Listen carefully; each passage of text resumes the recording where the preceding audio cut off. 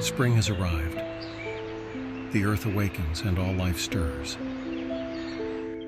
On the shores of Walden Pond, I began a new life, building a cabin with my own hands. Every brick and tile bearing my dreams and hopes.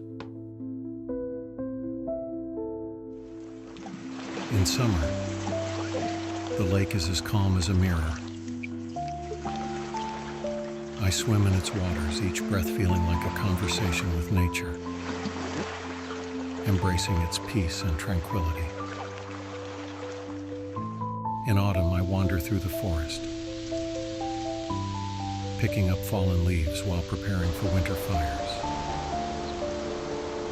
The leaves whisper to me, telling stories of time and the cycles of nature. In winter, I sit in the cabin, my pen dancing on paper, seeking deeper meanings in life. The snowy scene outside the window, like a painting, becomes the perfect companion on this solitary journey.